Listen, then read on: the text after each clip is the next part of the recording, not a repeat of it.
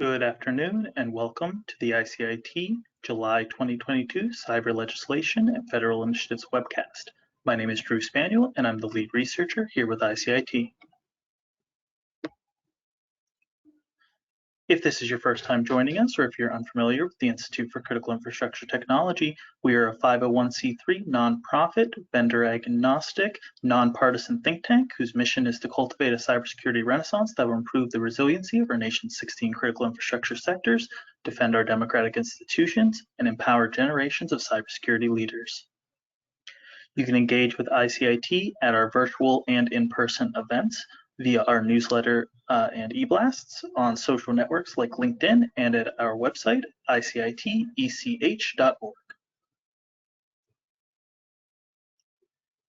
Individual members to ICIT receive 2 analyst reports along with this briefing.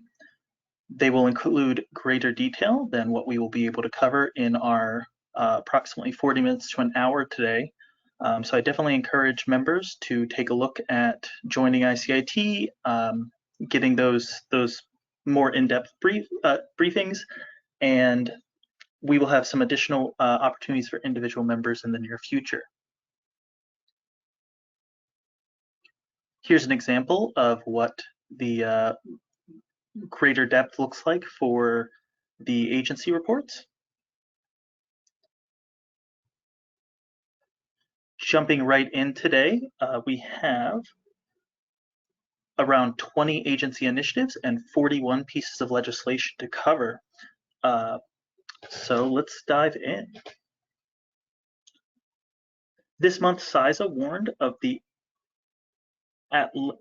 Atlassian Confluence hard-coded credential bug that has been exploited in attacks. The vulnerability, which is tracked as CVE 2022-26138, concerns the use of hard-coded credentials when the questions for Confluence app is enabled in Confluence server and data center instances. Depending on the page restriction, the information a company has in Confluence, successful exploitation of the shortcoming could lead to a disclosure of sensitive information. CISA has also issued a warning in partnership with the FBI and Department of Treasury that North Korea adversaries believed to be attributed to the North Korean state have been targeting U.S. healthcare, specifically with the Maui ransomware. They believe that these attacks began as recent as May 2021 against healthcare and public health sector organizations. The Joint CSA provides information, including tactics, techniques, and procedures and indicators of compromise on Maui ransomware obtained by the FBI incident response activities and industry analysis of the Maui sample. Victims of Maui ransomware should report the incident to their local FBI field office or to CISA. As a reminder, the FBI, CISA, Treasury, and cybersecurity experts everywhere discourage individuals and organizations from paying ransoms, as doing so does not guarantee that the files will be recovered and may pose additional risks, as well as promoting a culture that fosters future ransomware attacks.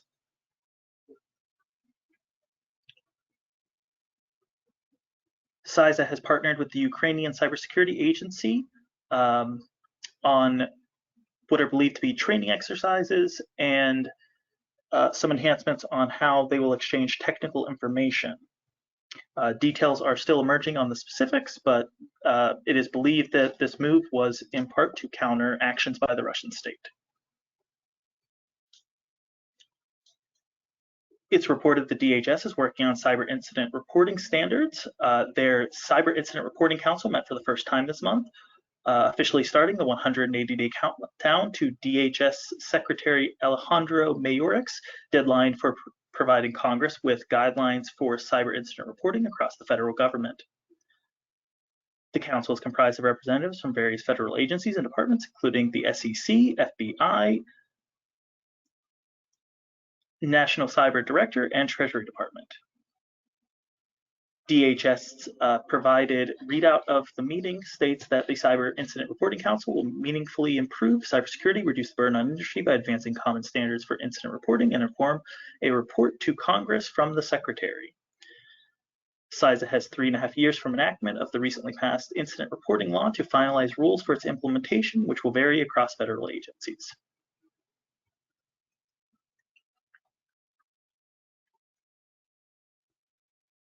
Moving on, the Defense Information Systems Agency is extending a high priority cybersecurity prototyping effort by 6 months so that it can include the Secure Internet Protocol Router Network, or CIPRNet,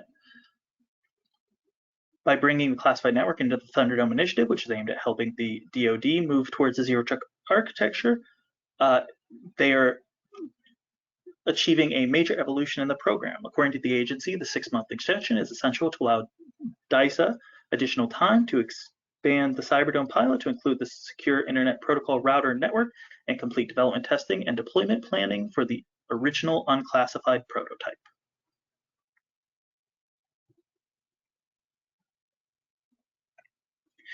The Environmental Protection Agency has indicated that it will soon include cybersecurity in sanitation reviews and conducts of the nation's critical water facilities under a new rule, according to Deputy National Security Advisor for Cyber and Emerging Tech, Ann Neuberger.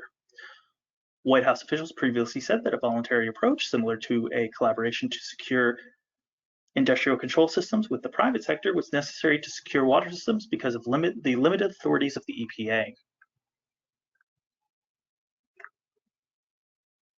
The Department of Energy's Office of Cybersecurity, Energy Security, and Emergency Response, or CSER, has updated the Cybersecurity Capability Maturity Model, or C2M2, based on real-world testing and user input. The model serves as a form of self-assessment for energy organizations looking to improve the cybersecurity posture. In the years since version 2 was released, there have been many shifts in the cyber threat landscape, and version 2.1 has incorporated information on trends such as zero trust architecture, cloud and quantum computing, artificial intelligence, ransomware defense, and supply chain cybersecurity. The update was developed in 2 phases, which began with a working group of 145 industry leaders that revised the model from sector-specific lens, followed by a second phase in which CSER received over 100 public comments and began piloting the updated C2M2 model with various energy firms. Critical updates to the model include a focus on cybersecurity architecture and managing security controls, significant enterprise risk management revisions, and the addition of information sharing best practices.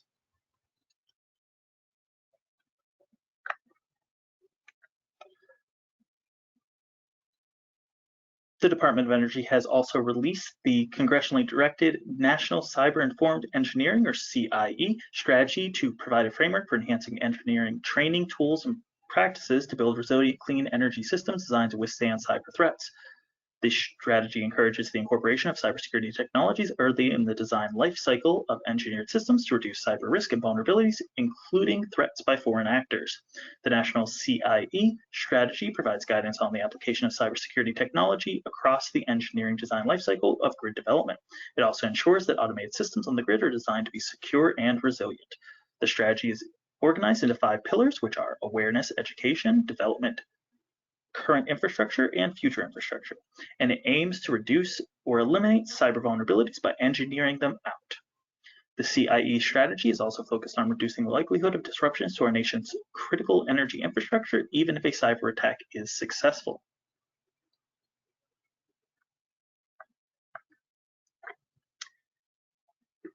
The GAO has put pressure on the DOE to bolster its cyber strategy and grid protection by developing a cybersecurity risk management strategy that would improve the DOE's efforts to manage cybersecurity risks and protect the nation's electric grid.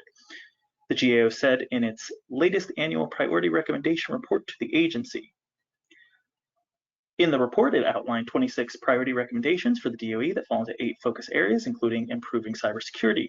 The first open recommendation directs the Energy Secretary to consult with the Department of Homeland Security, NIST, and other sectors to develop methods for determining the level and type of cyber framework adoption by entities across their respective areas. The second open recommendation instructs the Secretary of the DOE to develop a cybersecurity risk management strategy that includes the elements identified by the GAO's original report on the issue delivered in 2019. The last cyber-related recommendation directs the Energy Secretary to coordinate with DHS and other relevant stakeholders to develop a plan aimed at implementing the federal cybersecurity strategy for the electric grid and ensuring that the plan addresses key characteristics of a national strategy, including a full assessment of cybersecurity risks to the grid. According to the GAO, the DOE must develop a plan for implementing the federal cybersecurity strategy for the electric grid, ensure that the plan addresses the key characteristics of national strategy, and coordinate that plan with DHS and other relevant stakeholders.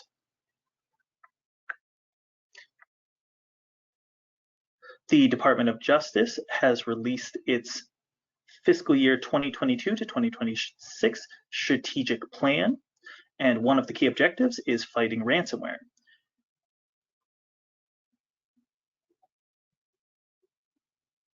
The DOJ aims to enhance its technical capabilities in order to increase the percentage of ransomware incidents it investigates. To accomplish this, it outlined 4 major areas of focus, which include deterring, disrupting, and prosecuting cyber threats, strengthening intergovernmental, international, and private sector partnerships to fight cybercrime, safeguarding Justice Department data and information, and enhancing cyber resilience within the private sector and other government agencies.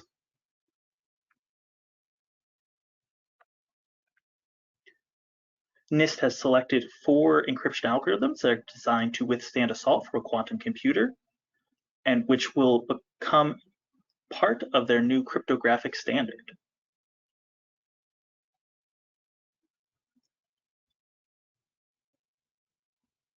It's believed that the standard will be finalized within 18 to 24 months. Those algorithms' names are Crystal's Kyber, Crystal's Dilithium, Falcon, and Sphinx Plus. It is believed that agency inventory requirements for implementation will include a list of key information technology assets to prioritize, interim benchmarks, and a common and preferably automated assessment process for evaluating progress on quantum-resistant cryptographic migration in IT systems. Although NIST will not publish the new post-quantum cryptographic standard for use by commercial products until at least 2024, CISA and NIST strongly recommend organizations start preparing for the transition now by following the post-quantum cryptography roadmap, which is available on the DHS website. This includes inventorying your organization's systems for applications that use public key cryptography, testing the new post-quantum cryptographic standard in a lab environment. However, organizations should wait until the official release to implement the new standard in production environments, creating a plan for transitioning your organization's systems to the new cryptographic standard, performing an interdependence analysis, which should reveal issues that may impact the order of systems transition, decommissioning old technology that will become unsupported upon publication of the standard, ensuring validation and testing of products that incorporate the new standard, creating acquisition policies regarding post-quantum cryptography, setting new service levels for the transition, surveying vendors to determine possible integrations in your organization's roadmap and to identify needed foundational technologies, alerting your organization's IT department and vendors about the upcoming transition, and educating your organization's workforce about the upcoming transition by providing any applicable training.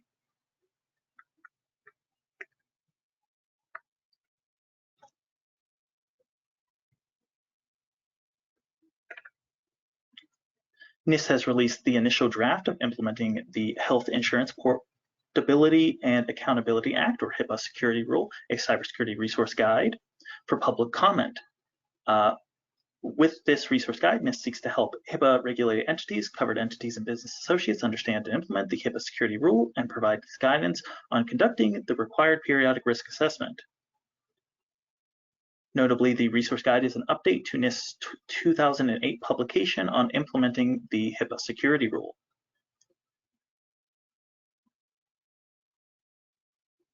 The draft update includes a brief overview of the security rule, provides guidance for regulated entities on assessing and managing risk to electronic PHI, identifies typical activities that a regulated entity might consider implementing as part of an information security program, and lists additional resources that regulated entities may find useful in implementing the security rule.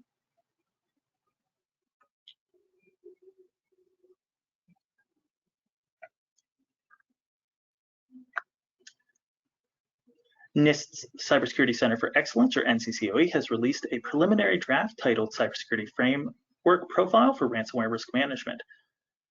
The profile established in the draft is based on NIST Cybersecurity Framework version 1.1 and is built on the core functions to identify, protect, detect, respond, and recover. Each function is further divided into several subcategories and select information references, which then guide the implementation to achieve the objective of each core function. NIST has additionally mentioned how ransomware can affect each core function of the cybersecurity framework and how to effectively manage a ransomware risk in each of these instances. According to NIST, the ransomware profile is intended and applicable for organizations that have already adopted the cybersecurity framework, are familiar with the cybersecurity framework and want to improve their risk posture, or are unfamiliar with the cybersecurity framework but need to implement a risk management framework to meet ransomware threats.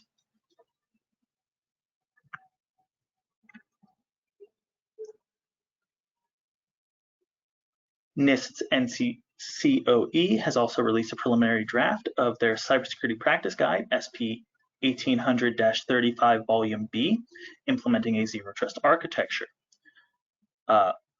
The comment period for this closes on August 8th, and NIST has said that it is taking an agile approach to publication, releasing elements of the guide as they are available. Moving on, the NSA's Joint Federation Assurance Center, or JFAC, Hardware Assurance Lab published report on DoD microelectronics levels of assurance, definitions, and applications to characterize the threat and risks to custom microelectronic components used in Department of Defense systems. The cybersecurity technical report includes definitions and guidance on applying 3 levels of hardware assurance to protect applicable DoD systems. The report outlines the process for determining levels of hardware assurance for systems and custom microelectronic components, which include application-specific integrated circuits, field programmable gate arrays, and other devices containing reprogrammable digital logic. The levels of hardware assurance are determined by national impact caused by failure or subversion of the top-level system and criticality of the component to that top-level system. The guidance helps programs acquire a better understanding of their system and components so that they can effectively mitigate against threats. And finally, moving on to the White House this month. On July 19th, the U.S. Department of Labor, in partnership with the White House, Department of Commerce, and other federal agencies, announced a 120-day cybersecurity apprenticeship sprint to promote the registered apprenticeship model as a solution for numerous industries to develop and train a skilled and diverse cybersecurity workforce. The Cybersecurity Apprenticeship Sprint is a national campaign to encourage employers, industry associations, labor unions, and training providers to explore registered apprenticeships as a recruitment, training, and retention strategy and connect with the Department of Labor's Office of Apprenticeship to develop new apprenticeship programs or quickly join existing programs. More broadly, as part of the same event, National Cyber Director Chris Inglis hosted the National Cyber Workforce and Education Summit at the White House. The event focused on building the nation's cyber workforce, improving skills-based pathways to cyber jobs, educating Americans on cyber hygiene and other basic skills that are necessary to thrive in the increasingly digital society, and improving diversity, equity, inclusion, and accessibility in the cyber field. Bringing together entities who employ, train, and educate cyber professionals and Americans at large, the event involved senior government officials, senior executives from the private sector, and thought leaders from across the cyber community and education sector. Many organizations who participated in the event have pledged to provide free training to the public. The White House has indicated that it plans to consult with leaders of the rail industry next month on a new cybersecurity directive, according to Deputy National Security Advisor for Cyber and Emerging Tech, Ann Neuberger. It is believed that this judicious pause is due to the ongoing conflict between the public and private sector on the pipeline guidance that has been issued in the past. And finally, for our agency updates this month, the White House's released budget has indicated its priorities for fiscal year through 2024. Those priorities include zero trust, security by design, and training cybersecurity workers among the top areas of the administration, though it does not necessarily tell agencies which to focus on or not to focus on other areas.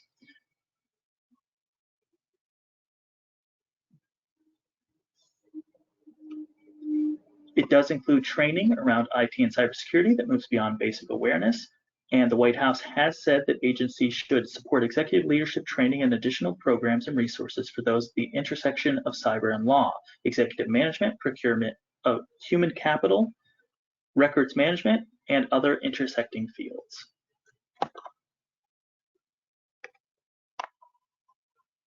Moving on to our legislation for July of 2022.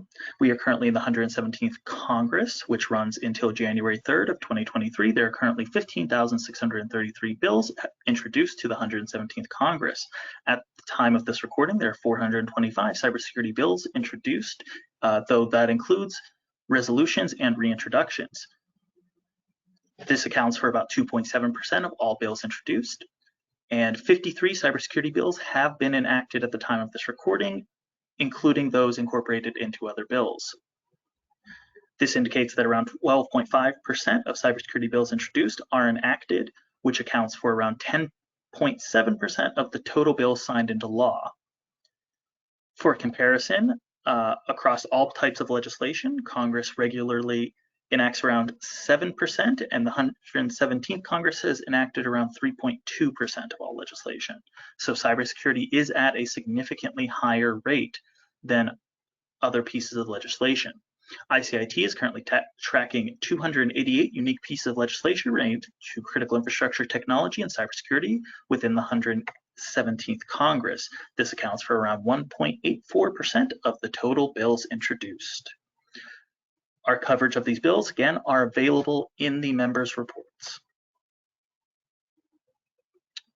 This month, we have an overwhelming number of appropriations bills, and I will do my absolute best to go through these rather quickly without boring anyone to death.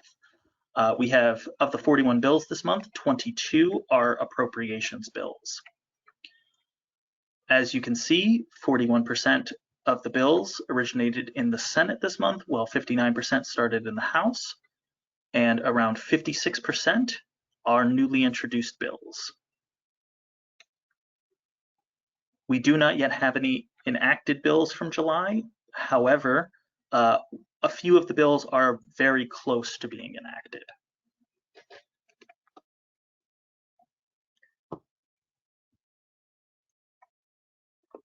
Jumping right in with what I believe is maybe the second or third biggest bill on the tracker this month. HR 4346 is a 393-page appropriations bill for the legislative branch for fiscal year ending September 30th, 2022.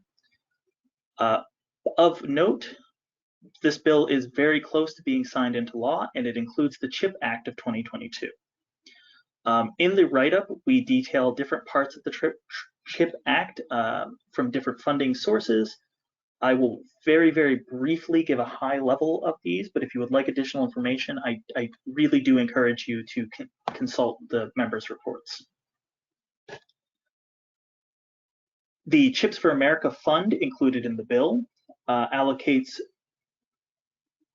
$24 billion to remain available until expended, of which $19 billion shall focus on Section 9902 of Public Law 116-283. And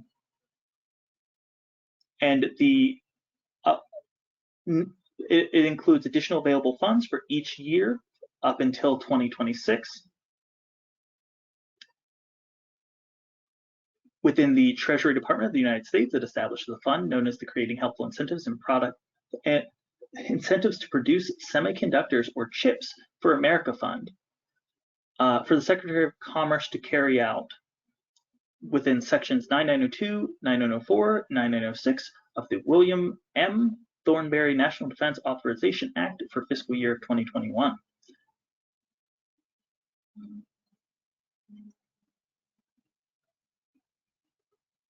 It also includes some additional funds under the CHIPS for America Defense Fund, the CHIPS for America International Technology Security and Innovation Fund, and the CHIPS for America Workforce and Education Fund. So definitely, if you want greater detail on each of those, please consult the reports. Also within this bill, the Research and Development Competition and Innovation Act includes Section 10104, the Advanced Scientific Computing Research Program, which tasks the Secretary of Energy with providing for upgrades to the Energy Sciences Network user facility in order to meet the research needs of the department for highly reliable data transport capabilities optimized for the requirements of large-scale science. It requires the Secretary to ensure network reliability, integrity, and cybersecurity. Further in HR 4346 is the NIST for the Future bill, Section 10223. NIST Authority for Cybersecurity and Privacy Activities empowers NIST to support information security measures for the development and life cycle of software and the software supply chain, including development of voluntary consensus-based technical standards, best practices, frameworks, methodologies, procedures, processes, and software engineering tools and configurations. Section 10224, Software Security and Authentication, requires the Director of NIST to carry out research and testing to improve the effectiveness of artificial intelligence enabled cybersecurity, including by generating optimized data sets to train artificial intelligence defense systems and evaluating performance of varying network architectures at strengthening network security.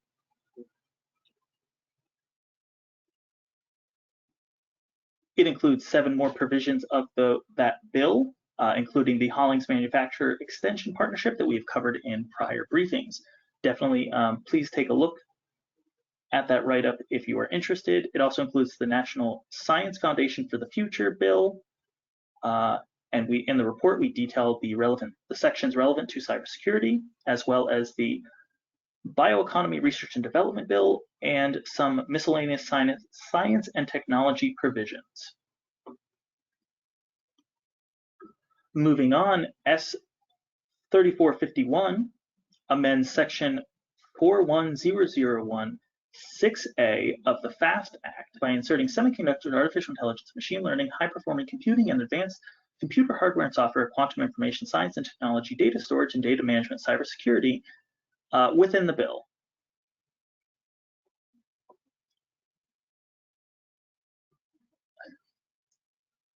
What is perhaps the longest bill today, which we are going to very gently glance over for now. We will most likely cover this in greater depth in either an ICIT publication or a standalone recording, or just one of the future recordings should it seem like it is about to pass the Senate. HR 7900, the National Defense Authorization Act for fiscal year 2023, authorizes the DoD activities for the upcoming fiscal year and addresses related issues within its expansive 3,856 pages. The bill mentions cybersecurity 491 times, and in the members report, we detail every section that includes cyber in the title. Again, in an upcoming publication or an upcoming reporting, should it seem like the bill will pass, we will likely do a greater deep dive into this rather lengthy bill.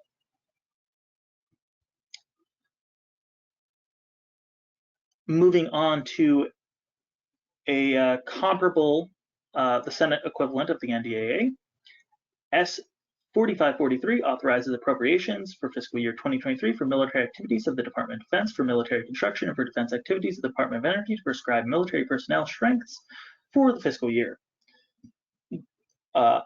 Unlike the House version, this bill is only 950 pages and includes 445 references to cybersecurity. Again, in the members report, we detail each section that was directly traceable to cybersecurity, but we will go through the bill in greater depth in the future if it seems like it is going to pass. So keep an eye out for that. Moving on, though, HR 8294 makes appropriations for the Departments of Transportation and Housing and Urban Development and related agencies for the fiscal year ending September 30th of 2023. Up to 48 million is made available until September of 2024 to the Department of Transportation for necessary expenses for cybersecurity initiatives, including necessary upgrades to network and information technology infrastructure, improvements of identity management and authentication capabilities, securing and protecting data, implementing of federal cybersecurity initiatives, and implementation of enhanced security controls on agencies' computers and mobile devices. Up to 93 million is made available to the Office of the Chief Information Officer of the Department of Agriculture for necessary expenses, of which no less than 77 million is for cybersecurity requirements of the department.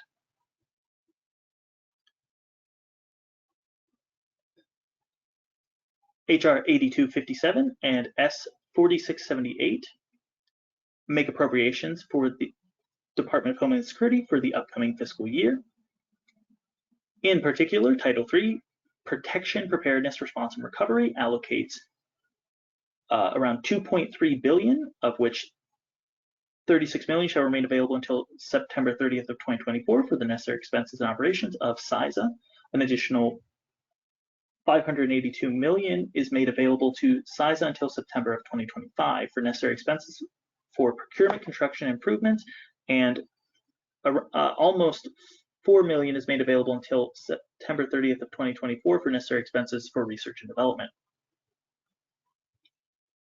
I should note that anytime we are covering both a House and a Senate version of the same bill, please expect there will be differences between the two versions. We usually cover them in tandem until it seems likely that one of them is going to pass over the other.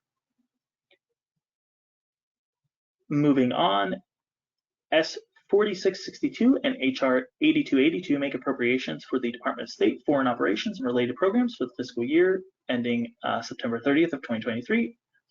Sections 7016C5 requires the Secretary of State and U.S. Aid Administration to strengthen cybersecurity measures to mitigate vulnerabilities, including those resulting from the use of personal email accounts or servers outside the .gov domain, along with improving the process to identify and remove inactive user accounts, updating and enforcing guidance related to the control of national security information, and implementing the recommendations of the applicable reports of the cognizant OIG.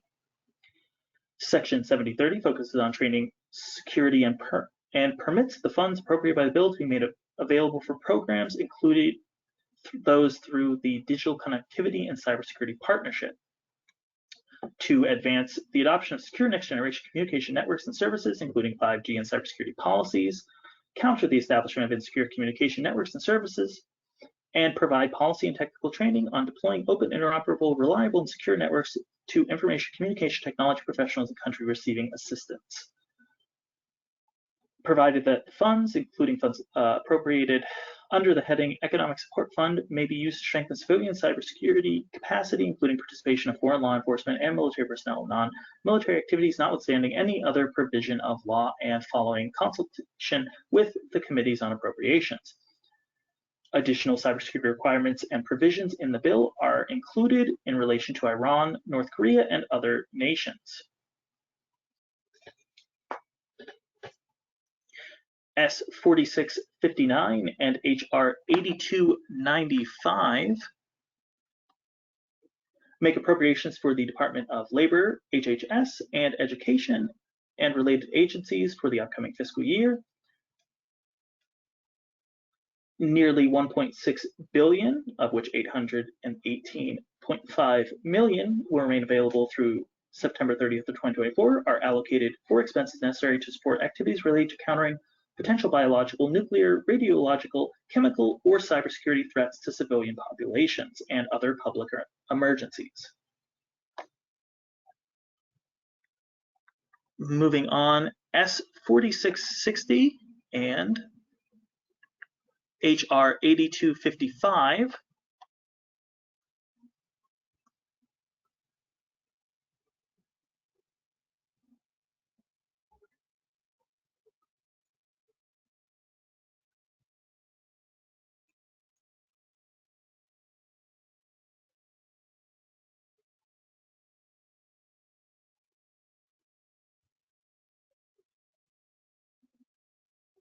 I apologize. We had a minor blip in internet connection there. S4660 and HR 8255 make appropriations for energy and water development and related agencies for the fiscal year ending September 30th of 2023. Up to 202 million is made available to the Department of Energy for expenses including the purchase, construction, acquisition of plant and capital equipment and other expenses necessary for energy sector cybersecurity, energy security, and emergency response activities and carrying out the purposes of the DOE Organization Act, including the acquisition and condemnation of any real property or any facility, or for plant or facility acquisition, construction, or expansion. HR 8254 and S4685, which are here, make appropriations for financial services and general government for the fiscal year ending September 30th of 2023. Within the Department of Treasury, up to 34 million is made available for Treasury-wide financial statement audit and internal control programs, information technology modernization, the audit oversight administration of the Gulf Coast Restoration Trust Fund, the development and implementation of programs within the Office of Cybersecurity and Critical Infrastructure Protection, including entering into cooperative agreements, operations and maintenance of facilities, and international operations. Additionally, 212 million is provided to the Cybersecurity Enhancement Account under the Office of Terrorism and Financial Intelligence to safeguard the financial system against illicit use and to combat rogue nations, terrorist facilitators, weapons of mass destruction, proliferators, human rights abusers, money launderers, drug kingpins, and other national security threats. For salaries and expenses, for enhanced cybersecurity for systems operated by the Department of the Treasury, 88 million is to remain available until September 30th of 2025. Finally, within that bill, or those bills, the Office of the National Cyber Director receives 21 million for necessary expenses authorized by Section 1752 of the William M. Thornberry National Defense Authorization Act for fiscal year 2021. S4661 makes appropriations for agricultural, rural development, food and drug administration, and related agencies for the upcoming fiscal year. In particular, the Office of the CIO of the Department of Agriculture is set to receive 93 million for necessary department expenses, of which no less than 77 million is for cybersecurity requirements of the department.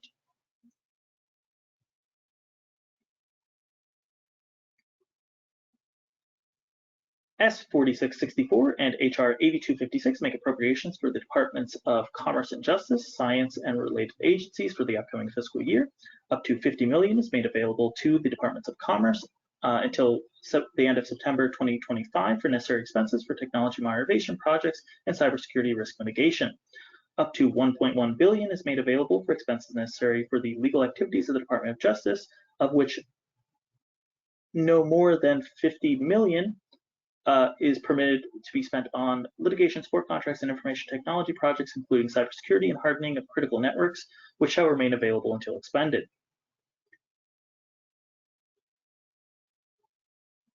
Section 514 in particular puts some prohibitions and governance on where funds can be appropriated and whether or not they can be appropriated in accordance with how they are defined for security categorization according to NIST's Federal Information Processing Standard Publication 199. Unless the agency has reviewed the supply chain risk for the information systems against criteria developed by NIST and the FBI to inform acquisition decisions for high impact and moderate impact information systems. They have reviewed the supply chain risk from the presumptive awardee against available and relevant threat information provided by the FBI. And they are in consultation with the FBI and appropriate federal entities conducting an assessment of any risk of cyber espionage or sabotage associated with the acquisition of such system, including any risk associated with such system being produced, manufactured, or assembled by one or more entities identified by the United States government as posing a cyber threat, including but not limited to those that may be owned, directed, or subsidized by the People's Republic of China, the Islamic Republic of Iran, the Democratic People's Republic of Korea, or the Russian Federation. almost through these appropriation bills. Stay with me here. S4503 authorizes appropriations for the upcoming fiscal year for intelligence and intelligence-related activities of the United States government, the Intelligence Community Management Account, and the Central Intelligence Agency Retirement and Disability System. Of note, Section 313 amends Section 6308B of the Damon Paul Nelson and Matthew Young Pollard Intelligence Authorization Act for fiscal years 2018-19 and 2020 to require the Director of National Intelligence to provide cyber protection support for personnel of intelligence community in positions highly vulnerable to cyber attack. Section 314 tasks the Director of National Intelligence, in accordance with the National Manager for National Security Systems, to establish minimum cybersecurity requirements that shall apply to all national security systems operated on the behalf of, by, or under a law administered by the head of an element of the intelligence community. HR 8262 and S 4686 make appropriations for the Department of the Interior, Environment, and related agencies for the upcoming fiscal year, and it allocates $112.2 million to the Natural Resource Damage Assessment Fund for the operation and maintaining of a Department Financial and Business Management System, data management, information technology, improvements of general benefits to the department, cybersecurity, and consolidation of facilities and operations throughout the department. Additionally, $1.1 billion is made available to the Forest Service for operations including cybersecurity through September 30th, 2026. And finally, under appropriations, HR 7337 requires the Archivist of the United States to submit a plan to Congress to eliminate the records backlog of the National Personnel Records Center.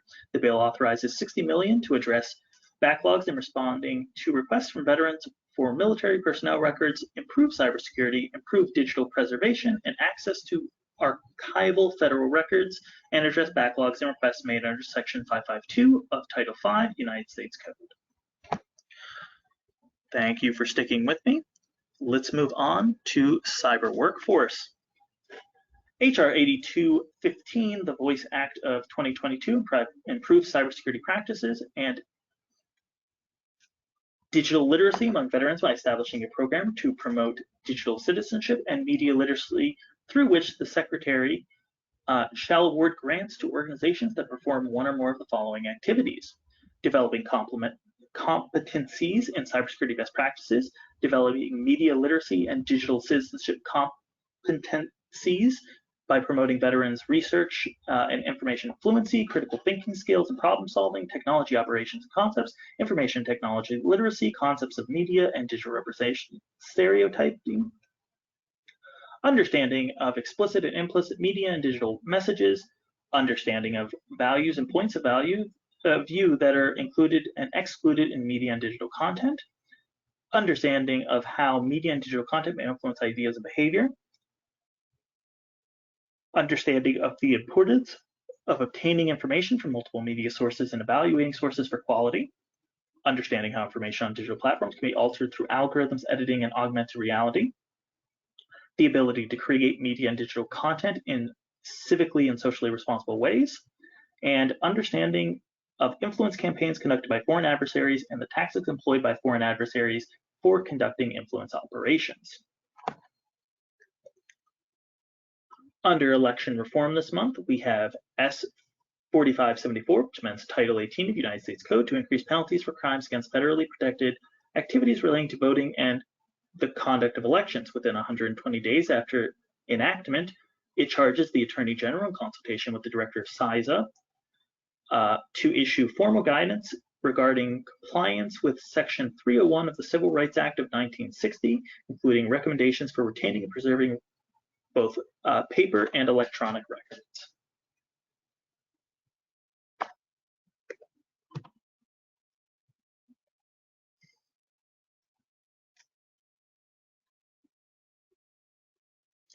HR 7569 directs the Secretary of Energy to establish a program to provide financial assistance to graduate students and postdoctoral researchers pursuing certain courses of study relating to cybersecurity and energy infrastructure.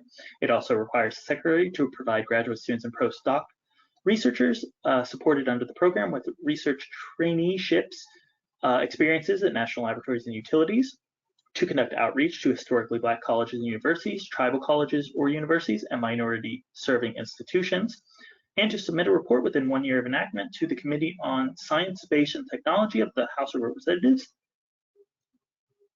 and the Committee on Energy and Natural Resources of the Senate on the development and implementation of the program. HR 8240 combats military reliance on Russian energy and hopes to reduce that within 5 years. Each installation energy plan for a main operating base covered under the bill must include each of the following with respect to that base: an assessment of the energy resilience requirements, resiliency gaps, and energy-related cybersecurity requirements of the base, including with respect to operational technology control systems and facilities related control systems. An identification of investments in technology required to improve energy resilience, reduce demand, strengthen energy conservation, and support mission readiness. An identification of investments in infrastructure, including microgrids, required to strengthen energy resilience and mitigate risk due to grid disturbance. Recommendations related to opportunities for the use of renewable energy, clean energy, nuclear energy, and energy storage projects to reduce dependence on natural gas. And an assessment of how the requirements and recommendations included pursuant to paragraphs 2 through 4 interact with the energy policies of the country where the base is located, both present and in the future.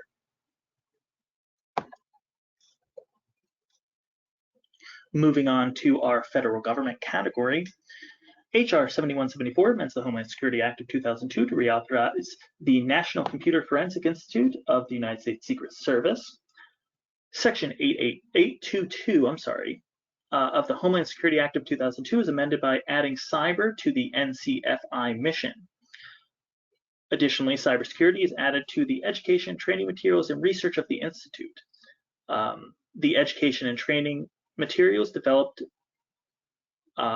thereafter relate to the following: investigating and preventing cybersecurity incidents, electronic crimes, and related cybersecurity threats, including relating to instances involving illicit use of digital assets and emerging trends in cybersecurity and electronic crime. Conducting forensic examinations of computers, mobile devices, and other information systems. Prosecutorial and judicial considerations related to cybersecurity incidents, electronic crimes, related to cybersecurity threats, and forensic examinations of computers, mobile devices, and other information systems, and methods to obtain, process, store, and admit digital evidence in court. HR 4258 and S 4528 established the Improving Digital Identity Task Force to develop secure methods for federal, state, and local agencies to validate identity attributes to protect the privacy and security of individuals and support reliable, interoperable digital identity verification in the public and private sector.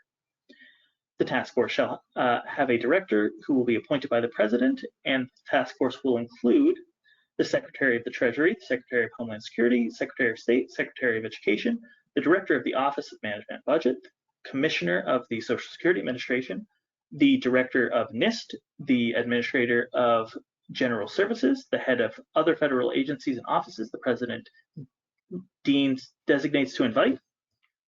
It also requires 5 state government officials specified in the bill and in our members report, and 5 local government officials who are specified. The goal of the task force is to identify federal, state, and local agencies that issue identity information or hold information related to identifying an individual, assess restrictions with respect to the abilities of such agencies to verify identity information, assess any necessary changes in statute, regulation, or policy to address restrictions, recommend a standards-based architecture to enable agencies to provide services related to digital identity verification in a way that is secure, protects privacy, and is rooted in consumer consent. Identify funding or resources necessary to support the agencies that provide digital identity verification. Determine whether it would be practicable for such agencies to use fee-based models to provide digital identity verification to private sector entities. determine if any additional steps are necessary with respect to federal, state, and local agencies to improve digital identity verification and management processes, assess risks related to potential criminal exploitation of digital identity verification services, evaluate the security effectiveness and benefits of a digital identity as compared to a legacy physical identity verification, and to the extent practicable, seek input from and collaborate with interested parties in the private sector to carry out the purposes specified in the bill.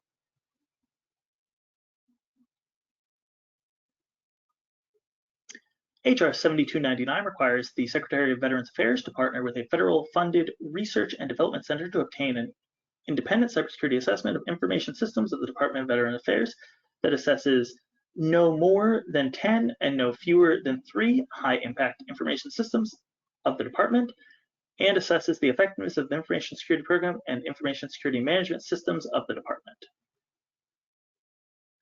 The independent cybersecurity assessment shall include a detailed analysis of the following: of the ability of the department to ensure the confidentiality, integrity, and availability of the information systems, and devices, and to protect against nation-state sponsored and other advanced persistent threats, cyber criminals, insider threats, ransomware, denial of service attacks, supply chain disruptions, phishing, remote access exploits, and other cyber threat actors and threat vectors.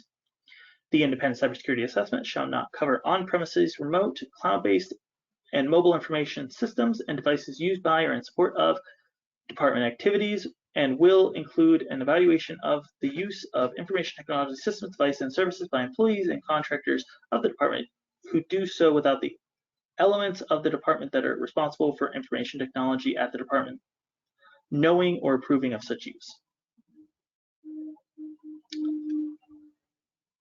HR 8403 encourages and improves federal proactive cybersecurity initiatives by requiring the head of each department or agency to carry out penetration tests, risk assessments, budget impact reports, and postulations on how agencies can or departments can improve their cybersecurity, reducing conflict between agency jurisdictions and improving information sharing, aggregating penetration testing reports and conducting detailed risk analyses in cooperation with CISA, assessing the effectiveness of active defense techniques to protect the information systems of departments or agencies, recommending best practices and techniques, and evaluating whether there are legislative, regulatory, or resource burdens that prevent such techniques from being effectively utilized, considering the use of deception technologies and leveraging continuous monitoring to generate evidence regarding how an information system operates under normal or intended use and behaves under a variety of adversarial conditions and scenarios. We do not have any updates this month for the financial sector.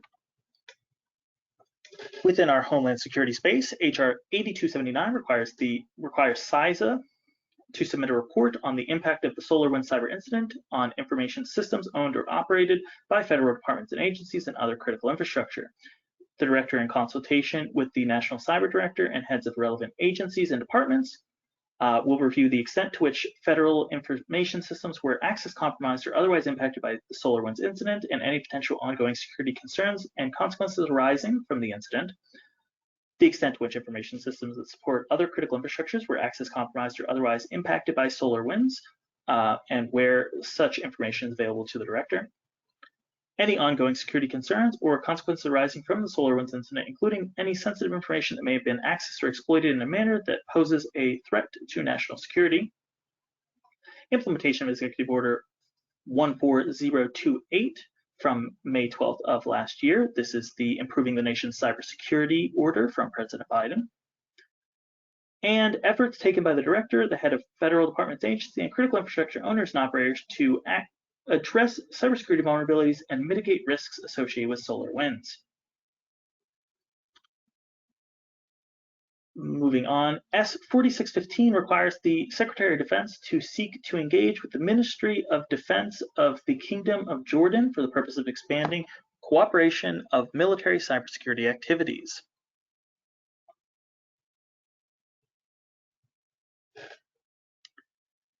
Under privacy, we have HR 6552, which reauthorizes the Trafficking Victims Protection Act of 2000 and provides $25 million for each of the fiscal years 2022 through 2026, of which $5 million is authorized to be appropriated in each fiscal year for the National Human Trafficking Hotline and for cybersecurity and public education campaigns in consultation with the Secretary of Homeland Security for identifying and responding as needed to cases on human trafficking.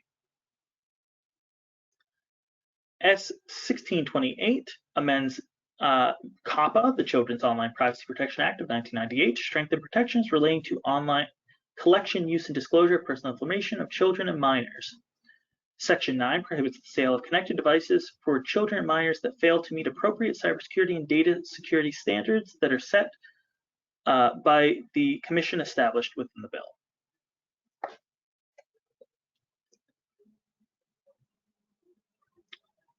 S4507 and HR 8000 under our public health provide incentives for states to recover fraudulently paid federal and state unemployment compensation that may have been issued during the COVID-19 pandemic to criminal organizations, including international cybersecurity rings and opportunistic foreign actors that exploited a national crisis to steal billions from American taxpayers.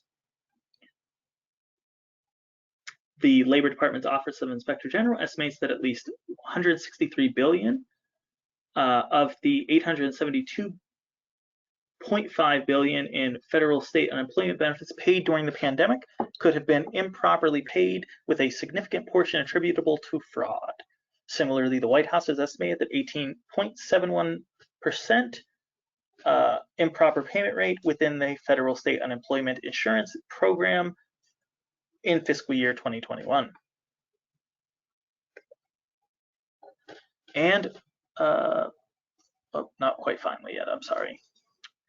HR 7624 under our technology category makes additional frequencies in the 3.1 to 3.45 gigahertz band available for non-federal use, shared federal and non-federal use.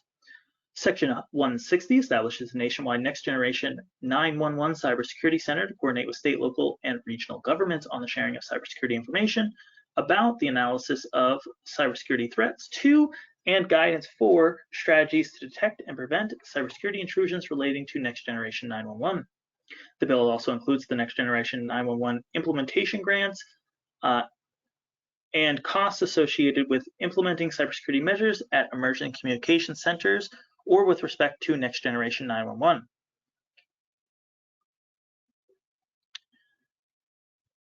HR 7535 and S4592 encourage the migration of federal government information technology systems to quantum-resistant cryptography.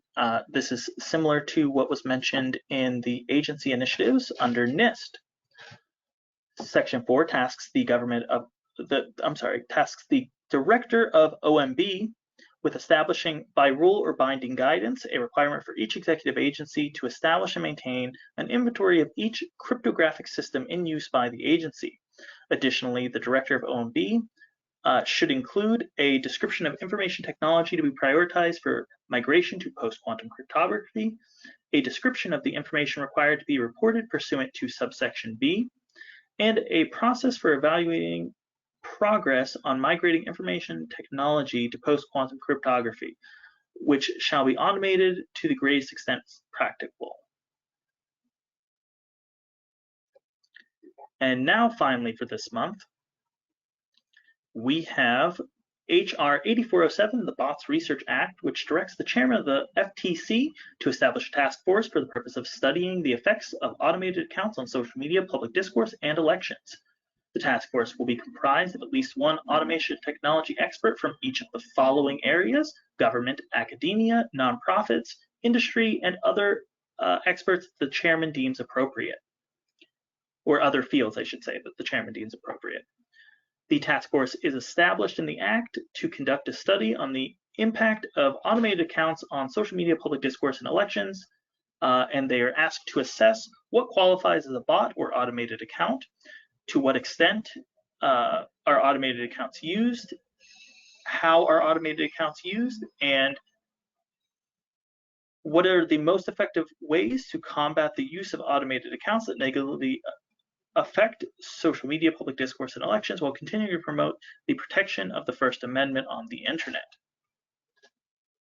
At a minimum, the task force should consider the promotion of technological innovation, the protection of First Amendment and other constitutional rights of social media users, the need to improve cybersecurity to ensure the integrity of elections, and the importance of continuously reviewing relevant regulations to ensure that such regulations respond effectively to changes in technology. This concludes the July 2022 ICIT Cyber Legislation and Federal Initiatives webcast. If you would like to get in touch with us, please contact Catherine at ICIT ECH or reach out to our members email at members@icitech.org. If you would like to sign up for an individual membership to receive today's reports, please visit our website or email one of the 2 email accounts just mentioned. Thank you very much and have a great rest of your week.